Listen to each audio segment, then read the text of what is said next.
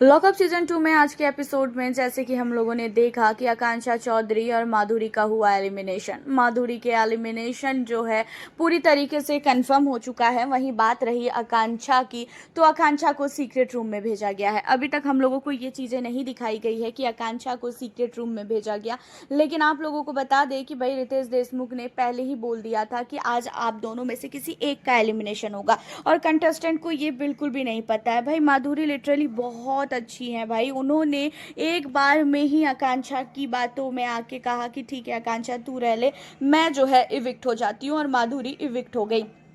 इन सारी चीज़ों के बाद अब आपको बता दें कि घर के अंदर हुआ काफ़ी भयानक लड़ाई, वो भी राम कपूर और श्रेया और साथ ही आकांक्षा के बीच में। अब यहाँ पे होता ये है कि जितने भी कंटेस्टेंट हैं उन लोगों को जो है परफॉर्म करना होता है, उन लोगों को मिमिक्री करनी होती है, उन लोगों को जो है अपने अपने जो उनके अंदर टैलेंट है वो दिखाना होता है। चाहे एक्टिंग में दो करो, और सामने जितने भी कंटेस्टेंट बैठे हैं उनकी तारीफ करना है, किसी को अपनी बॉडी दिखानी है, इस तरीके से करके जो है सारे कंटेस्टेंट को एक एक करके परफॉर्म करना था। बट आपको बता दें इन्हीं सारी चीज़ों के बीच में होता ये है कि जो पैमिला है, पैमिला ने खासकर श्रेया को लेके कहा कि श्रेया बहुत बदतमीज है ना, जहाँ पे आकांक्षा चमोला कहती है कि हाँ है ये बदतमीज। अब इन चीज़ों पे काफ़ी ज़्यादा श्रेया भड़क जाती है और श्रेया जो है कहती हुई नज़र आती है कि भाई मैं बदतमीज हूँ, ये तुम लोगों को किसने बोला और तुम लोग बार बार मुझे को क्यों टारगेट कर रहे हो।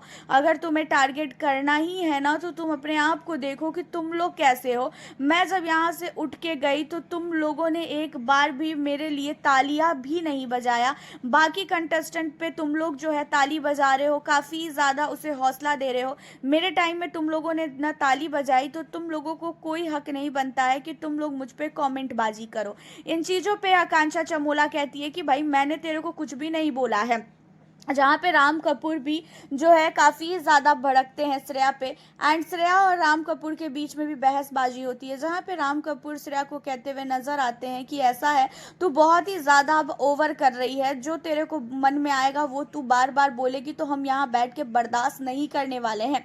ठीक है तू हमारी कंट्रोलर है तो ऐसा कंट्रोलर बाहर में जाए, हमें ऐसा कंट्रोलर चाहिए भी नहीं। और सबसे पहली बात गलती तेरी है, तू उसे एक्सेप्ट कर। अगर तेरा कोई मजाक उड़ा रहा है तो तेरे को कौन बोल रहा है उससे लड़ने के लिए। इतने सारे लोग हैं, सारे के सारे लोगों ने जो है सबका एक दूसरे से मजाक उड़ाया, लेकिन किसी ने भी इतना रिएक्ट नहीं किया जितना रिएक्ट श्रेया तू कर रही है।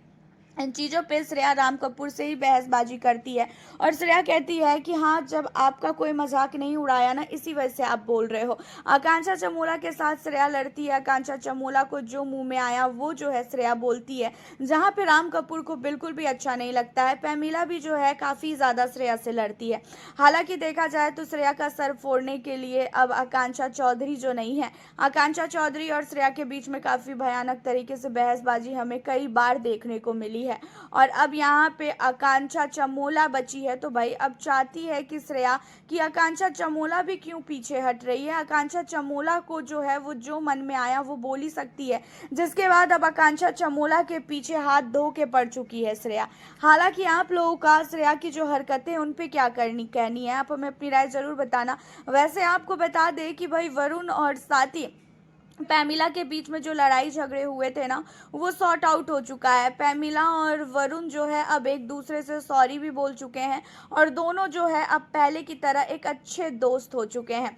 और वरुण और पैमिला और साथ ही जो आकांक्षा चमोला है, इन दोनों तीनों की जोड़ी पहले की तरह हो गई है। हालांकि देखा जाए तो श्रेया और शिल्पा शिंदे, इन दोनों ने भाई घर के अंदर इतना ज़्यादा नाक में दम कर रखा है कि पूछो ही मत।